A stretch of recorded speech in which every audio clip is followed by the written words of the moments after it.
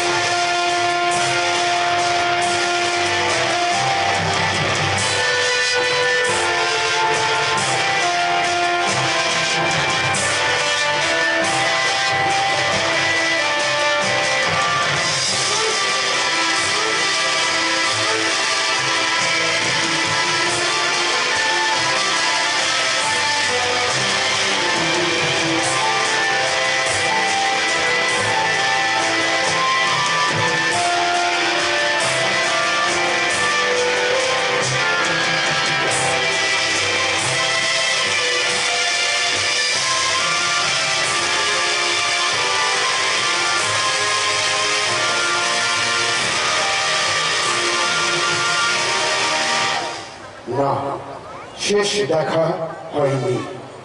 Police inspector Sudip দত্তর স্ত্রী দেবযানী দত্ত শেষবারের মতো তার স্বামীর মরা মুখটা দেখতে পাননি। 5 বছর আগে অফিসার সুদীপ দত্ত আততায়ীদের হাতে নৃশংসভাবে খুন হন। মৃতদেহের এখনো কোনো খোঁজ পাওয়া যায়নি। কে বা কারা খুন করেছে আজ পর্যন্ত তাও জানা যায়নি। তবে তদন্ত চলছে।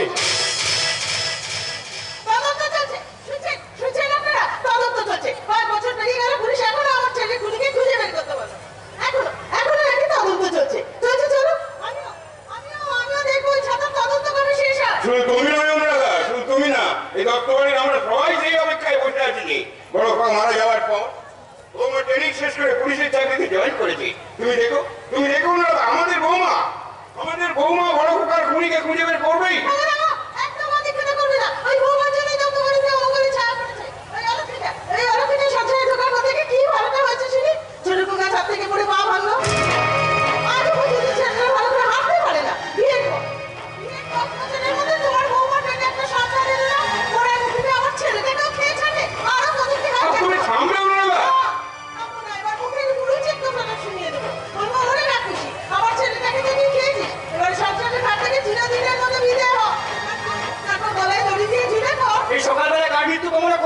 তোর বৌদির মৃত্যু কামনা করছে না বৌদি? কেন? বৌদি কি করেছে বাবা? দেবযানীর সন্তান হয়নি, দেবযানী বাড়িতে বউ আছে, তারপর তোর এই পা ভেঙেছে, ওই দেবযানীর জন্য নাকি তোর দাদা খুন হয়ে গেছে। তাই তোর মা চায় না যে তুমি থাকো। কিন্তু বৌদি এই বাড়ি ছেড়ে চলে গেলে সংসারটা ঠিক মতো চলবে তো বাবা?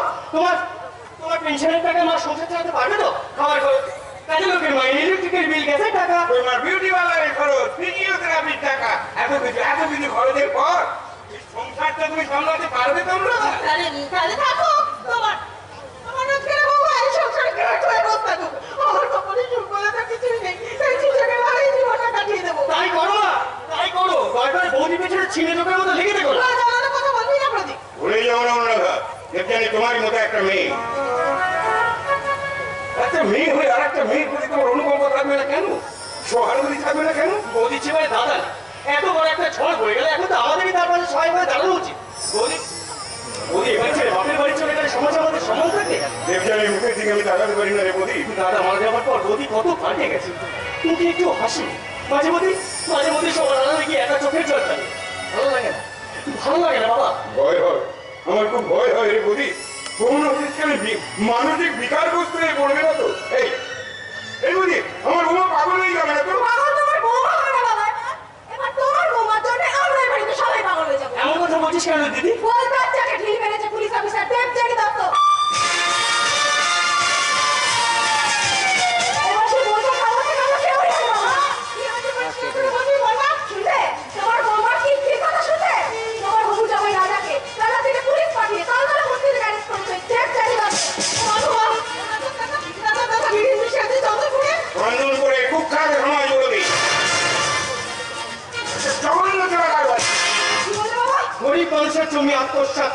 একটার পর একটা আকাশ ছোঁয়া ফ্ল্যাট বাড়ি বানিয়েছে ওই বীরেন বিশ্বাস আর তার ভাই রাজা। শুধু তাই নয়, ওই রাজা গরিব চাষিদের টাকা ধার দিয়ে তাদের জন্য হজম করবার কারবারে হাত পাতিয়েছে। ও একটা অন্য প্রমাণ। এসব কি বলছো না? ওই বীরেন বিশ্বাস আর তার ভাই রাজা দুজনেই ক্রিমিনাল। ওরকম একটা ক্রিমিনাল ফ্যামিলিতে তোর বিয়ে হবে এটা আমরা কল্পনাও করতে পারি না। মুখ সামনে কথা বলি ভাই, ছোট ছোটর মতো থাকবি। ভাবতে পারছি না, আমি ভাবতে পারছি না এই অবিনাশ মাস্টারের জামাই হবে একটা সমাজ বিরোধী। অবিনাশ, তুমি একটু চুপ করবে? ভেঙে দিল অনুরাধা, আমার সব স্বপ্ন ভেঙে চুরমার করে দিল। আমার আশা ছিল ভদ্র শিক্ষিত সৎ পাত্রের হাতে আমার মেয়েকে সম্প্রদান করব। বিয়ের দিন সকালবেলায় এই দত্ত বাড়িতে অধিবাসীর সাঁত বাজবে। বরপক্ষের পাঠানো দত্তের হলুদ গায়ে মেতে মেয়ে আমার বাসন্তী প্রতিমার মতো রূপবতী হবে। সন্ধ্যাবেলায় বর আসবে, সন্ধ্যা তলায় লাজুক চোখে মেয়ে আমার পাত্রের সঙ্গে ধ্রুবদৃষ্টি করবে। দেবতীরা হলুদ ধ্বনি দেবে, ছানা ঈশ্বরে ভাসবে আলো ঝলমলে দত্ত বাড়ির বিয়ের বাসন। ভেঙে দিল আমার সব স্বপ্ন, ভেঙে চুরমার করে দিল অনুরাধা। আমার সব স্বপ্ন ভেঙে চুরমার।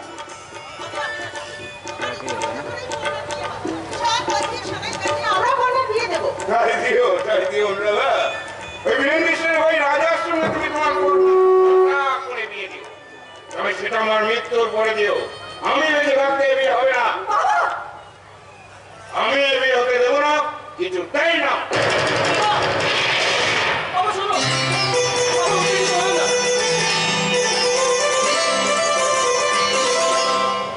ভালো করলি না, পুরো মানুষটাকে ভেবে আঘাত না করলেই পারতিস। কিসের আঘাত?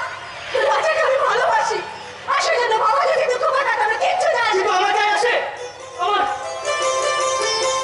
এই শোন, তোর জন্য বাবা যদি কিছু হয়ে যায় তাহলে আমি কিন্তু তোকে ক্ষমা করবো না। তাই বলছি মিথ্যে ভালোবাসার মৌজাল কেটে বেরিয়ে দিবি। ওই রাজার মতো ছেলেরা ভালোবাসতে জানে না। ওই রাজা ভালোবাসার নামে তোর মন নিয়ে খেলা করছে, আর খেলা হয়ে গেলে তোকে উচ্ছিষ্টের মাথা ছুঁড়ে ফেলে দেবে।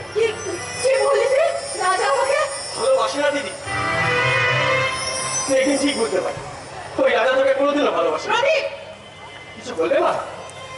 ও তাকিয়েছ কেন? আমার দিকে তাকিয়ে কি দেখছো? যার সঙ্গে বিয়ে দিয়ে তুমি দিদিকে শ্বশুর বাড়ি পাঠাবে বলে স্বপ্ন দেখছো, সেই রাজা আসলে রাজা না। ওই বীরেন বিশ্বাসের ভাই রাজা, বাইরে আমি। কিন্তু মনে খুব গরিব মা, এই দিদির ভালোবাসার কোনো দাম দেবে না কোনোদিনও। কি হচ্ছে? ঠিক তেমনি তোমার মেয়ে কোনো সন্তান হয়ে তোমার ভালোবাসার কোনো দাম দেবে না। বসে বসে কি ভাবো, শুধু ভাবো কি পাবো। বসে বসে কি ভাবো, শুধু ভাবো কি পাবো। যদি পেতে চাও তবে পেবো না, যদি নাই কিছু পাও তবে পেবো না। সে পাওয়াই জীবনের সব না। বসে বসে কি ভাবো।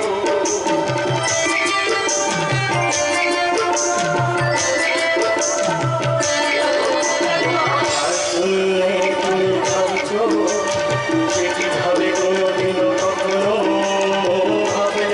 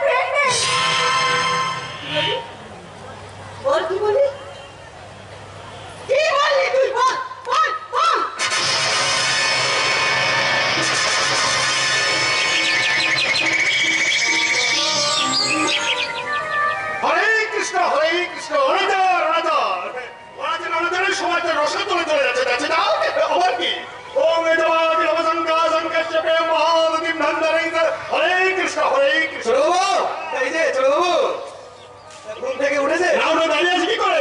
এই 7 সকালে ধলাই কেন এসেছি খোঁজর? কোনো খবর আছে নাকি হরিকৃষ্ণ? খবর মানে কাল রাতে তো খবর দিলাম তার পাওনাটাকে মেটা। আরে না না না না না, সকালবেলা এসে টাকা নিবি হরিকৃষ্ণ সর্বং শ্রোতং গজেন্দ্রবদনেন কৃষ্ণনন্দন উত্তরালয় গন্ধস্ত তন্ত্রঘাত বিদারি তাহলে রোদির কি হলো? দাঁড়িয়ে আছি যে এখন থেকে বেলা ধরে আছিস? আরে না না না না না, এই সারা সারা দেওয়া যাবেন না তো ভুলে যাবেন না, ভুলে যাবেন না। আমাদের মতো খোঁচরগুলো আছে তাই আপনারা ক্রিমিনালদের ধরে খাতায় ঢোকাতে পারেন।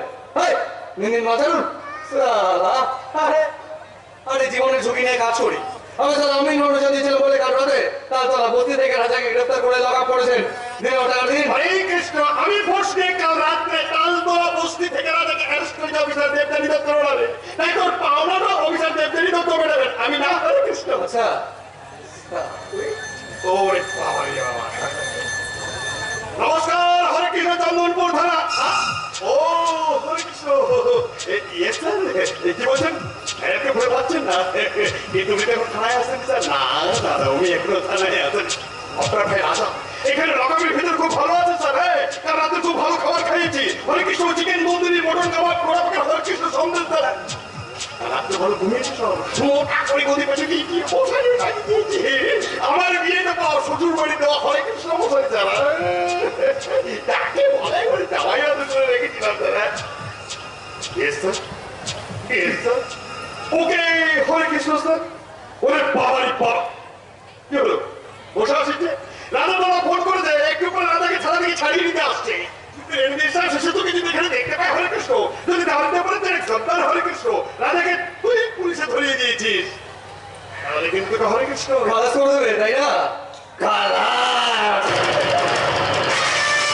হ্যাঁ তাই, তুমি ভালো থাকো, আশা লাগেনি। কথা দেবো তাই না ধ্রুব? হ্যাঁ তাই, হরে কৃষ্ণ। টাকা হবে না, টাকা না নিয়ে স্যার এখান থেকে কোথাও যাবো না। বলছি এটা ম্যাডামের কেস, ম্যাডাম টাকা দেবেন। কথা কেন যাচ্ছে না? আঁকড়া বেড়ে বাচ্চা অফিসার একদম অপুরে কথা বলুন। আমি স্যার উঠে কিনা ফ্যামিলি ছিলেন, আমি এমএ পাস করতাম না। MA from North Bengal University. আর যে রাজা যাকে কাল রাতে অ্যারেস্ট করে নিয়েছে, লক আপ করেছেন, ওকে আমি বিয়ে পাস করেছি আমি। আর পরীক্ষার সেন্টারে বসে সব কটা প্রশ্নের উত্তর বলে দিয়েছিলাম আমি। হ্যাঁ, সেজন্য আমাকে 10,000 টাকা দিয়েছিল। সে টাকা দিয়ে অসুস্থ বাবার জন্য ওষুধ কিনে নিয়ে গেলাম, কিন্তু বাবাকে বাঁচাতে পারলাম না। কয়েক মাস পর হার্ট অ্যাটাক করে মাও চলে গেল। আর শুনবেন, টাকা দিয়ে ওই রাজা আমার ভালোবাসাকে কিনে নিয়েছে। তাই পর রাজা আমার নয়, ওই রাজা। হরে কৃষ্ণ, বলিস কি সাক্ষর গল্প দেবো দেখি। হরে কৃষ্ণ বুঝেছি, মানে রাজার উপর খারে মেটানোর জন্য কিন্তু পুলিশে ধরিয়ে দিলি, তাই তো? না ছিল, টাকার জোরে রাজা আমার কাছ থেকে পড়নাকে কেড়ে নিয়েছে বলে আজ আমার কোনো দুঃখ নেই। পড়নাকে হারিয়ে আজ আমার কোনো কষ্ট হয় না। ওই রাজার কাছে গিয়ে পড়না যদি ভালো থাকে, যদি সুখী হয়, তাহলে আমিও ভালো থাকবো। আরে ওই রাজাকে আমি বন্ধু বলে মানি। আর পড়নাকে আগের মধ্যে ভালোবাসি। তাহলে রাজাকে পুলিশে ধরিয়ে দিলি কেন? আমি পুলিশের ইনফরমার, শোনো, প্রচুরের কাজ করি, বিনিময়ে টাকা পাই। এছাড়া কি করতে পারতাম বলুন? হ্যাঁ, লেখাপড়া শিখেও তো চাকরি বাকরি সেসব কিছুই পেলাম না। চুরি চিন্তা এসব তো করতে পারি না। তাই জানেন ছোট, আজকাল এই খোঁচরের কাজের মধ্যেই আমি বেশ একটা রোমাঞ্চ অনুভব করি। নিজেকে কেমন গোয়েন্দা বলে মনে হয়। কখনো শাওলা হোম, কখনো ব্যোমকেশ বক্সী, আবার কখনো ফেলুদা। আর তোর ভালোবাসা পড়না জানেন ছোটবাবু, বর্ষার দুপুরে যখন একা থাকি, পড়নাকে আমি খুব মিস করি। খুব খুব খুব খোলা জানলা দিয়ে দৃষ্টি যখন ওই দূরে ফাঁকা ভাষা শেষের প্রান্তে গিয়ে ঝাপটা হয়ে যায়, কতকে বাঙালি হতাম জানেন ছোটবাবু? ছুটতে চলে যেতাম বৃষ্টি ভিজতে কত স্বপ্ন দেখতাম। ঘর বাঁধার স্বপ্ন আমার, আর পড়নার ঘর।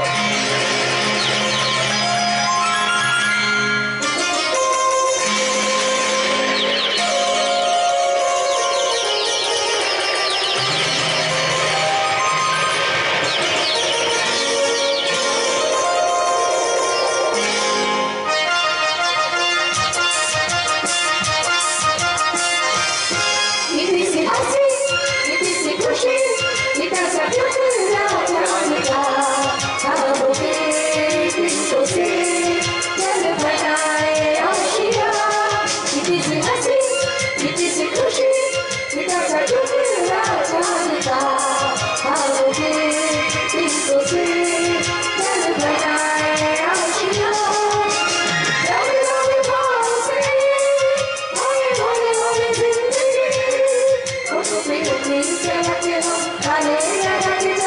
कुसुम सराय चुपके चुपके जाए आगे आगे बाटली आगे दिल की जमीन थोड़ा सा तेरा सा होगा थोड़ा मेरा भी होगा अपना ही आशिया नीचे से कुछ इधर सा टुकड़ा चाल का बहुत दिल इसको से चल बनाए आशिया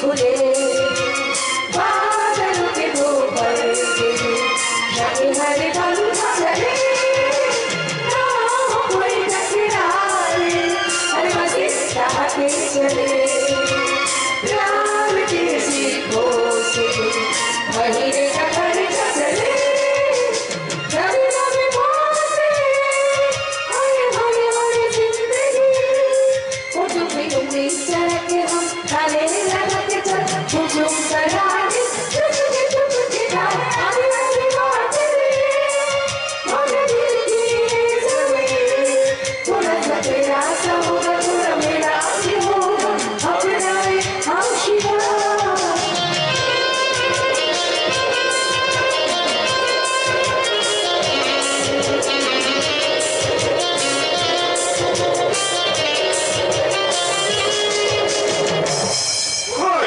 কোথায় অফিসার দেবদান দত্ত কোথায়? কিরে কালি তুই এখানে? রাজার সঙ্গে দেখা করতে এসছিস বুঝি? তাই তো এসেছিলাম বদ্দা, কিন্তু এই যে এইসব অফিসার কিছুতেই রাজার সঙ্গে আমাকে দেখা করতে দিচ্ছে না। তাই নাকি? হ্যাঁ এই অফিসার, এদিকে আয়, এদিকে আয়। নাম কি রে তোর? হরেকৃষ্ণ কুণ্ডু। কুন্ডু হরেকৃষ্ণ। অনন্ত কুণ্ডু এই কালিকা আমার ভাই রাজার সঙ্গে দেখা করতে দিচ্ছি কেন? ইচ্ছে নেই বাবাই করতে স্যার, অফিসার ডেভিলকে তো রড়া ছাড়া দেখা করতে দেবো কেমন করে? এবার আমি যদি তোকে এই উত্তরবঙ্গ থেকে দক্ষিণে সুন্দরবনে বদলি করে দিই মরে যাবো স্যার, না মানে মরে যাবো স্যার। সুন্দরবনে শুনতে বাঘের ভয়, মানুষ থেকে হরেকৃষ্ণ ভয়। ও সেখানে ভয় নেই তা না, কিসের ভয়? অফিসার দেবদান দত্তের ভয়। যখন যেখানে যেতে বলবেন যেতে হবে, যা অর্ডার করবেন করতে হবে। এই তো কদিন আগে রাত 1টার সময় মোল্লা পড়ার খবর ছেড়ে পাঠালেন, মাটি ঘুরে 7 সপ্তাহের পটা ঠিক করে চলে আসছে। বলে কি না এই যে কি বলি পুষ্পটা বলে চালা বলুন কোথায় অফিসার দেবদানি দত্তকে নিয়ে। দেবযানী দত্ত, দেবযানী দত্ত। স্বামীরা মারা যাওয়ার পর থেকে মহিলার মাথাটাই একেবারে গেছে। পুলিশ অফিসার শ্রমিক দত্ত ভূত হয়ে বউটার খাড়ি চেপে বসছে। না হলে আমার ভাইকে ধরে লকাবে আটকে রাখার সাহস পায় নামিয়ে নেব। দেবযানী দত্তর ঘর থেকে মরা স্বামী আত্মটাকে টেনে নামাবো আমি। কিরেন বিশ্বাস করে দাঁড়িয়ে শুনছিস লকআপ করে রাজাকে বের করে নিয়ে আয়। সরি স্যার, দেবদানি ম্যাডামের ওরা ছাড়া আপনার ভাইকে তো আমি ছাড়তে পারি না হরেকৃষ্ণ। এটা কি দেখেছিস? টাকা থাপ্পড় মেরে ছাড়িয়ে দিয়ে যাবার হরেকৃষ্ণ। আমি চন্দন করে বিরিয়ানি অফিসার দেবযানী দত্তকে ফোন দাও। ফোনটা করুন, আমরা এখনই রাজাকে বাড়ি নিয়ে যাবো। বান্ডে 10,000 টাকা আছে, যা রাজাকে নিয়ে আয়। আরে চায় সালা। না অফিসার কুন্ডু এখান থেকে কোথাও যাবে না, বীরেন বিশ্বাসকে এক্ষুনি থানা থেকে বেরিয়ে যেতে হবে।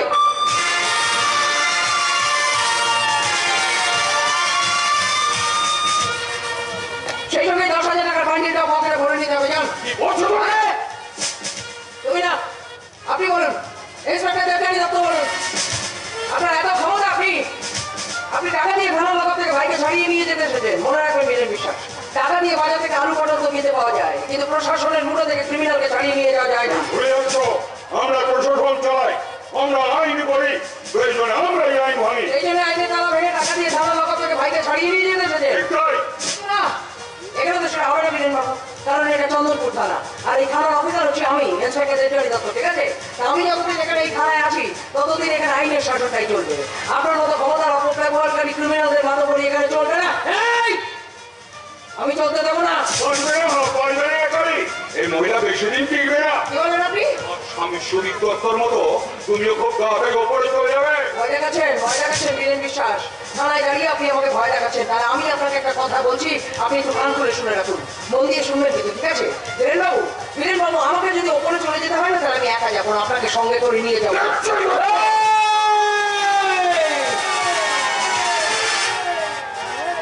ইন্সপেক্টর, ইন্সপেক্টর দেবযানী দত্ত, আমার হাজবেন্ড সুদীপ দত্ত এখানে এই থানায় যেটা করতে পারিনি, এবার আমি সেটা করে দেখাবো। আপনাদের দাদার ভাই দুটোকেই ছবি করে মালা পরিয়ে দেওয়ালে ঝুলিয়ে দেবো। কি বলেছে কার কাছে? দাদা ভাই দুটোকেই ছবি করে মালা পরিয়ে দেওয়ালে ঝুলিয়ে দেবো। আপনার সব করা বেআইনি ব্যবসার দোকানে আমি তালা লাগিয়ে ছাড়বো।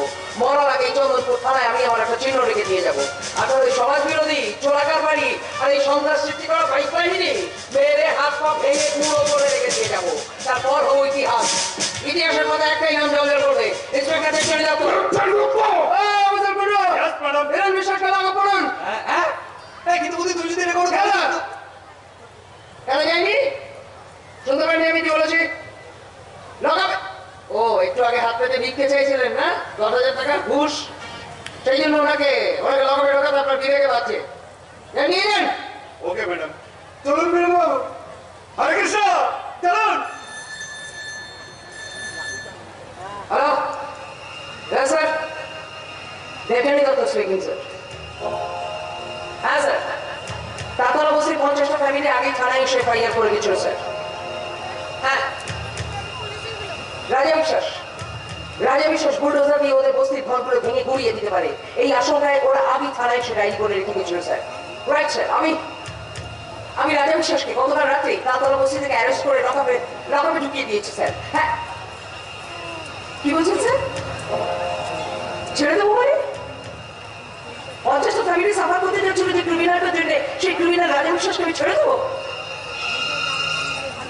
স্যার, বীরেন বিশ্বাস থানায় এসেছে টাকা নিয়ে থানা লাভা থেকে ভাইকে ছাড়িয়ে নিয়ে যেতে, আমি ছেড়ে দেবো? বীরেন বিশ্বাস, স্যার বীরেন বিশ্বাস থানায় দাঁড়িয়ে ডাইরেক্টলি আমাকে খুন করার হুমকি দিচ্ছে স্যার, আমি তাকে ছেড়ে দেবো? 5 বছর আগে আমার স্বামী সুদীপ দত্ত বর্ডারের কাছে ক্রিমিনালদের সঙ্গে এনকাউন্টারে মারা গেছিল স্যার। 5 বছর কেটে গেছে, আজ পর্যন্ত আমার স্বামীর মৃতদেহটাকে খুঁজে পাওয়া যায়নি স্যার। আমি আমার স্বামীর মরা মুখটা শেষ হওয়ার মতো দেখতে পাইনি স্যার। আমি তদন্ত করে দেখবো না? সেই ক্রিমিনালগুলোকে আমি ছেড়ে দেবো? কেন করছেন? কেন এরকম করছেন স্যার? কেন এইভাবে এই ক্রিমিনালগুলোকে প্রশ্রয় দিয়ে আইনের পথে আপনারা বাধা হয়ে দাঁড়াচ্ছেন স্যার? না না না, ও তার মানে আপনি এটা বলতে চাইছেন স্যার যে সাধারণ মানুষের নিরাপত্তা তথ্যগুলো আর কিছু থাকবে না?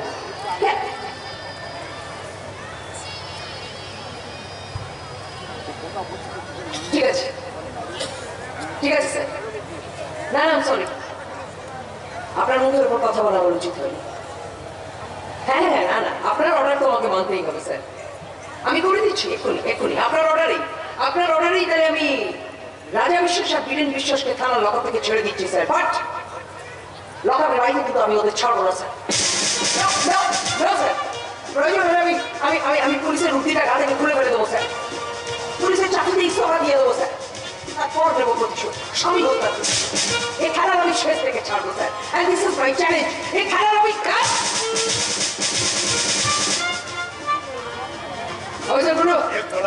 রাজা বিশ্বাসকে লকআপ থেকে বের করে আনুন। তাহলে কি বুঝলেন অভিষেক দেবযানী দত্ত? আমার এই হাতটা কতটা লম্বা বুঝলেন তো?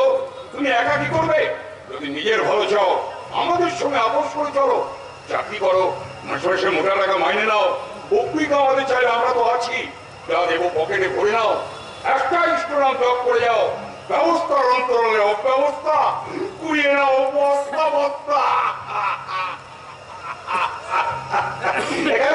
চল আমরা গাড়ি থেকে বসি, না মানে রাজার জন্য বসি। ও ভালো কথা, আজ এখানে যে নাটক তুমি করলে দেবযানী, তারপর তোমার ননদ ওই কটার সঙ্গে রাজার বিয়ে দেবো কিনা সেটা আমি ভেবে দেখবো। কথাটা তোমার শ্বশুরমশাই ওই অবিনাশ দত্তকে শুনিয়ে দেবো, কেমন? চলো এখানে। আমি তোমাকে আগে বলেছিলাম রাজাকে অ্যারেস্ট করো না, সমস্যায় পড়ো। এখন রাজার দাদা যদি পর্দাকে ভাই করে না তোলে তখন? তুমি তো আছো তাই সবর, তুমি পর্ণার দায়িত্বটা নিতে পারবে না?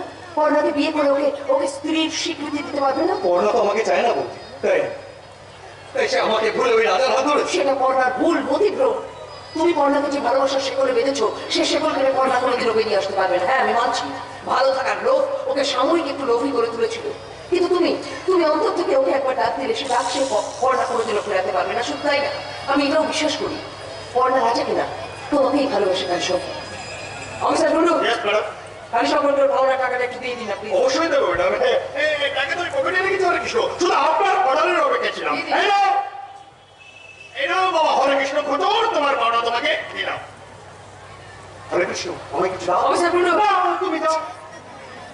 কি হলো কালীশঙ্কর, তুমি দাঁড়িয়ে রইলে যে? বৌদি বৌদি, একটু আগে তুমি আমাকে যা বললে আমি তার অবমাননা করবো না, শুধু একটা অনুরোধ, ওই রাজা আমার প্রিয় বন্ধু, দেখো ওর যেন কোনো ক্ষতি না হয়। কালীশঙ্কর কালীশঙ্কর কালীশঙ্কর পিঁপড়ের যখন পাখা গজায় না তখন নিজেই সে আগুনে ছাপ দিয়ে পড়ে মরতে আসে। সবটাই ডেস্টিনি কালীশঙ্কর, নিয়তি, বুঝলে? নিয়তি লাগলে সবাইকে সেই রাত শুনে চলে যেতেই হয়। তুমি বুদ্ধিমান ছেলে, আশা করি তোমাকে এর থেকে বেশি কিছু বুঝিয়ে আমাকে বলতে হবে না। হ্যাঁ যাচ্ছে বৌদি, বৌদি রাজা আমার প্রিয় বন্ধু, অথচ টাকার জন্য আমি পুলিশের হাতে ধরিয়ে দিলাম। কি করবো বলো তো? হ্যাঁ, পেটে খিদে নিয়ে তো আর বাঁচা যায় না, তাই বন্ধু হয়ে বন্ধুর সঙ্গে বিশ্বাসঘাতকতা করতে বাধ্য হলাম। কালীশঙ্কর ভাবতে পারছো বৌদি, বন্ধু হয়ে বন্ধুর সঙ্গে বিশ্বাসঘাত।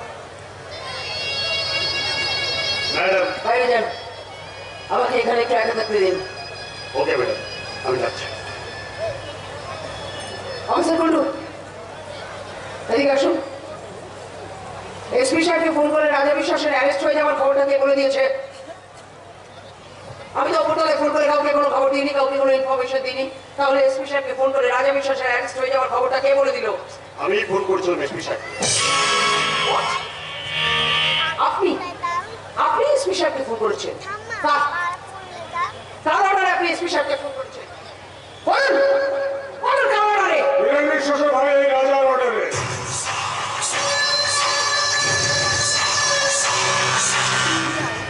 তাই নাকি? তোর এত বড় হিম্মত! আমি এই থানার অফিসার ইন্সপেক্টর দেবযানী দত্ত, আমি এখানে থাকতে তুই কে রে? হ্যাঁ, তুই কে? এসপি সাহেবকে ফোন করা তুই কে? বল তুই কে? এই হলো না বীরেন বিশ্বাসের ভাই রাজা, তোমার ননদ পর্ণার বর্তমান প্রেমিকা। তবে না, ভবিষ্যতে আর তোমার ননদের প্রেমিক থাকবো না, কারণ আমাকে অ্যারেস্ট করে তুমি তোমার ননদের কপাল পুড়িয়েছো। দেবযানী দত্ত, কপাল আমি পড়াইনি রে, বরং কর্ণাকে কপাল পোড়ানোর হাত থেকে আমি রক্ষা করেছি, বুঝেছিস? একদম গলার আওয়াজ বের করবি না। তোর মতো একটা দাবি ক্রিমিনালের সঙ্গে আমার ননদ পর্ণার বিয়ে হবে, এটা তো আমি কিছুতেই হতে দেবো না। ক্রিমিনাল? কে ক্রিমিনাল? আমি? কেন, কি করেছেন? হ্যাঁ, তাও তো অবশ্যই লোকেদের ঘুষ খেতে বলেছিলাম ঠিকই, কিন্তু তার বিনিময়ে প্রত্যেকটা ফ্যামিলিকে আমি 20 লাখ টাকা দেবো বলেছিলাম। 20 লাখ টাকা? তারপরেও তারা যদি নাও খেতে হবে আমরা। 5 বছর আগে আমার হাজবেন্ড সুদীপ দত্ত যে বর্ডারের কাছে খুন হয়ে গেল, সেই খুনের সঙ্গে কে জড়িয়ে, কারা জড়িয়ে বল? খুনিকে ঘুরিয়ে বের করা আমার কাজ না, পুলিশের কাজ। হ্যাঁ, একদম ঠিক বললি, একদম ঠিক বললি। আমার কাজ, আমার কাজ। তাই আমার স্বামী খুনিকে আমি খুঁজে বের করবো। আর তখন যদি কোনোভাবে কোনো প্রমাণ পাই না যে ওই খুনের সঙ্গে তুই কিংবা তোর দাদা জড়িয়ে আছিস, তাহলে কি করবো জানিস তো? প্রকাশ্য দিবালোকে উলঙ্গ করে ফেলে চাপকে সারা পিঠে চামড়া ধরে